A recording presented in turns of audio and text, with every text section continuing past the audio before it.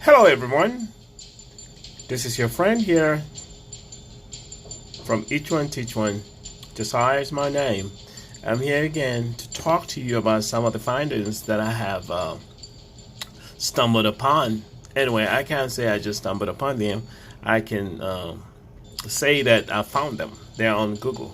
So I did my research and I gathered a lot of information that I wanted to share with you guys.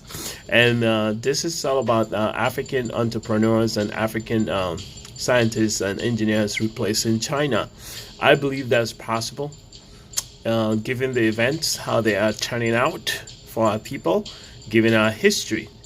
So we are very enduring people, and I think it's time for us to strategize and get a little bit organized so we can claim our rightful position. And one of the ways that I think we should do that are two ways. One, through education. We have to decolonize our minds, and just like Bob Marley said, we have to emancipate ourselves from mental slavery. If we can do that, then we can get somewhere. We cannot continue using the education of the oppressor to inculcate in our children's mind.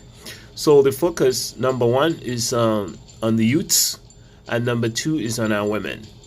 So the frontal attacks will be on the youths, and therefore the frontal defense will be on the youths as well. So intelligently, the women will be in the forefront in defending the whole community, meaning that they will take care of their children. So if Africa will apply this two-pronged strategy, they will be successful.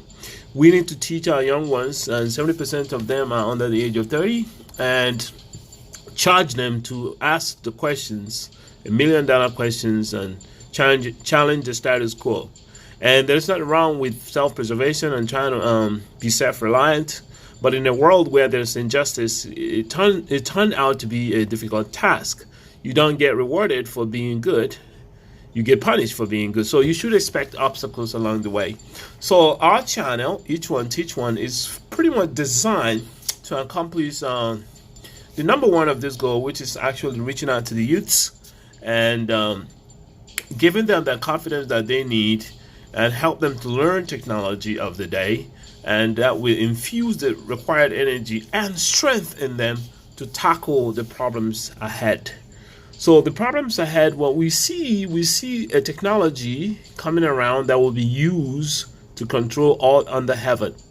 So in that sense, if we must survive and thrive as a people, we have to be a part of that technology.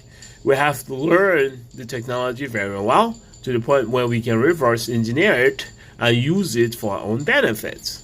For example, most of our YouTubers who are on YouTube making money through all sorts of content delivery, there's going to be a time when they won't be able to do so because the power there is, and the technologies builders will have a total control over what they do. For instance, the influx of people to your channel might be limited. The influx for you to gain certain attraction from a particular group could be controlled, and the content that you upload for people to view could also be taken down completely without any reason. I've been talking about the importance of technology in the plight of black people and the need for black people to be back in technology moving forward for too long. And as you well know, the left side of the brain, or cerebellum, the left lobe of it, is the one that controls the right part of your body, and vice versa. So in the cerebellum, that's where the power of mathematics lies. So the same thing applies. When you're looking at the face in the mirror being you, and we can represent that as an African face, but it's symbolic. The face in the mirror, the left eye there, is pretty much your culture and tradition, and the right eye is your politics. And the right eye, remember, is controlled by the left brain. So you see how it all works together. So you have your politics as your right eye, eye. And now you have your nose. When you close your eyes and your mouth, the only thing left for you to perceive your environment or surrounding is your nose and your ears. That's it. Now, your nose there is your spiritual. It allows you to perceive things that are above, beyond, and behind, or anywhere else through the sense of smell. And in a heightened state, if you've been around, if you've been in a dark space for a long time, you will notice that your nose is pretty much developed, and you have more sensory. You have more propensity to respond to more stimulus than somebody that haven't been in a place where they were isolated, not to use any other part of their senses. So the point I'm trying to raise here is that your left eye is pretty much our culture and tradition that goes a long way to the ancestors, and then your right eye is pretty much the politics and what makes a nation a nation, whether it's the way they govern themselves, the government and democracy like we have in the West and majority of African nations. And then the nose right there is your spiritual. Some people mistake this from religion. Religion is not your spiritual. Religion is an organized way of representing that which is above in the physical realm, so that he can be a part and participle of a government. And lately it has been a separate part of a secular authority, which is a government. So now your mouth now will reference the articulation that's in a sound. You take what your brain pushes out and you put it in the likeness of sound. You articulate your thoughts. Okay, your thoughts is from the mind. The mind is the person inside.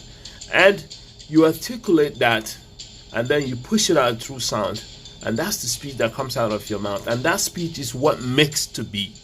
That's technology. So you see how all this fits together into one. And you have your ears, which is the mobilization. Your ears allows you to mobilize. You listen to something, you hear it. You listen to it, you hear it. If you're a doer of what you heard, you go and act and do it. So we have that, the mobilization, the left side and right side. The left side is the first call by the Ghanaians for people to return. Then the second one would be the right ear, which will be when people have returned and involved their resources from diaspora, all four corners of the globe, to invest in the new Africa that we desire. So the two-pronged approach would be to focus on the youth, and then focus on getting our women in position of power so they can lead in this century. And that's the only way Africa can get where it needs to be. While I was studying the Chinese document, not to detour, I found out that the Chinese had objectives. They studied their environment, they studied their country very well. They found out that they need to work in capital accumulated-led growth, innovation-led growth, integrated urban-rural development, green development, inclusive development, finance, and state-owned enterprise reform. So they went to work. 30 years later, they accomplished almost everything. Okay? So the Chinese have accomplished the capital accumulated-led growth. This refers to individuals being able to take care of themselves through their work and whatever they do. And if they're entrepreneurs, they're making money, they're making profit, and which adds to the PPP of the country, okay, or the GDP of the country. These are what they have done, and it worked well for them. And then with that, it's easy to innovate because you need money for research and development and to work on your project and get the innovative idea to a prototype, from prototype to a product. So they have done that. And integrated urban and rural development. You have to understand there's no order to do this. You have to do it as you see fit based on the information on the ground. The number 3, which is integrated urban and rural development, is what they are doing right now. And they are planning to move all their people from the rural area to the urban environment by 2023, which is about 2 years from today, 3 years from today. And that's when they will move the rest of the 600 million people. This will give them the status of being a service nation as opposed to a manufacturing nation, because they have a lot of their people in urban areas, that requires that they take care of them. And majority of them are possibly older. Now, the inclusive development, they have started the inclusive development 15 or 20 years ago by inviting all the people across the globe to come to China and study. They have given us scholarship to India, China, wherever, Europe. Everybody's going to China. That's how they get IP. That's how they get advanced understanding of how people are and their mind and the knowledge that thrives amongst men.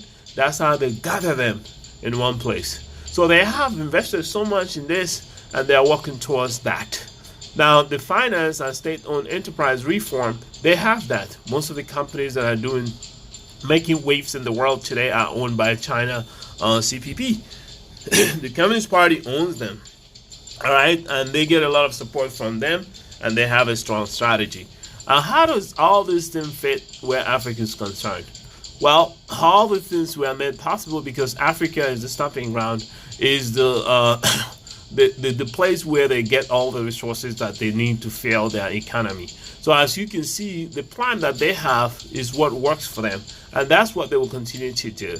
And Africa needs to find its own level, just like water finds its own level. Africa haven't done so. Africa don't even know what it wants, and is there selling its land to people that have a gender and people that have no respect for it. Therefore, having tuned you into this and giving you the necessary information, we find that Africa only fits into the integrated urban-rural development level. Africa have not been able to build capital accumulated-led growth because we have too many poor people in amongst our youth, and the margin between the rich and the poor is so large. So we don't have green development, we don't have inclusive development either. As you can see, we only fall on number 3, and which is what we're going to tap into. I believe the rest can come if we work hard enough. Now, Dr. Arikana Chuombo Kwai is working on something really, really interesting and similar with the goal that the Chinese have. How aim is to have an institution which she has already, RADDI, which focuses on bringing the diaspora into the financial, economic, socio-economic situation in Africa, allowing them to get contract from the government and to show what they can do through their the economic power that they bring in, through the number of work they have done outside the country, which shows that they could actually help Mother Africa. So it is important for us to be a part of this development, where they have established Bowman Link as a means for everybody to provide the information of their skill set. The only fear that I have is the security aspect of the whole thing. Africa has to become intelligent in the way it does things. I also believe that we have to gather our people and start believing in ourselves first, and then be a part of stakeholders in technology building. We can form various groups that will allow us to build specific technology and dominate such area. For instance, COVID-19 has brought about the need for people to start doing technology husbandry. That means taking technology to the homes. Now, we can capitalize on developing things like teleconferencing system, telehealth systems. More especially, telehealth system is very fitting right now because it allows doctors that are in the diaspora, like there's a lot of doctors, a lot of Ghanaian doctors in New York than the whole of Ghana, and there's a lot of Nigerian doctors in LA than the whole of Nigeria, even the whole of Africa. So we can engage them through telehealth system, but how can we do this without finance? We have to come together according to Arikana's plan, and then contribute that money on an annual basis. There are over 500,000 people that come out of Africa, not even counting the diasporans that actually were from here, meaning the UK born, the US born, Caribbean born. When you look at it, they are over or close to 500 million people. Okay, they are over or close to 500 million people. So when you add that to what is in the continent, which is about 1.2 or so, I believe Africa is almost 1.9 billion. So when we take an account of that, we recognize the economic power that we wield in our hand without knowing it. Imagine 500 million people donating $10 a piece, that's $5 billion. With that $5 billion, you can go to Africa and create the change that you want inside the region, and then duplicate that or replicate that method all across the board. So for us here at Each One Teach One, what we do is we provide a mentor-mentee program which allows us to train African youth who are interested in engineering and IT in a particular field. And we ask them to give us the topic they want to learn or want to be trained on, and we go through it as a team where we all learn from each other. So we want to raise the awareness and create the need for us to be engaged in technology and start building a part of technology that answers to human problems, not copying and pasting. Many times I've talked about the need to do this. If not, we are facing extinction in everything. There's a neo-colonialism that's coming in. Those who can protect their information, those who can secure and protect everything they have there online, could be able to protect their future. If you can't, you will be destroyed. So there's something coming, and it's coming quickly. Those who begrudge that nation are trying to stamp it out. There are people who want Africa to themselves, and these people do not want Africa with Africans in it. They want Africa, their resources. So I am encouraging everyone, especially the YouTubers, to start thinking of a way of coming together to formulate an application that will allow them to promote their message without hindrance. And I'm encouraging African technology builders to stop copying and start being original and incorporate their indigenous developers in everything that they do. So having gone to acquired an education in the West doesn't mean you have to do everything like they did. Nobody achieves anything by copying and pasting. You have to detour and go to the left in order to achieve something interesting or something exceptional. In the 60s, when we have the civil rights movement, it was a few men like Martin Luther King and Malcolm X. In the position they took was the one that were able to bring about the freedom the black folks experienced shortly after the exercises that they performed. If they were obliging and subjugating to the power that is, knowing that slavery was wrong, they wouldn't have achieved it. The same thing today. The technology that we are delving into is questionable, and cybersecurity is very questionable. There's too many issues in it. So Africa have to find a part, and you have to chart its own part in technology with its resources, intelligent and smart engineers and scientists. They should come together and formulate a task force to achieve what they need. As far as Africa is concerned, the Chinese, as far as Africa do nothing, the Chinese will always be pushing to achieve their agenda. They're buying up all the strategic locations in Africa. Djibouti, East Africa, they're buying it out. Zambia, they have taken it over. That is why Zambian government, they are pushing for diasporans to come in order to help them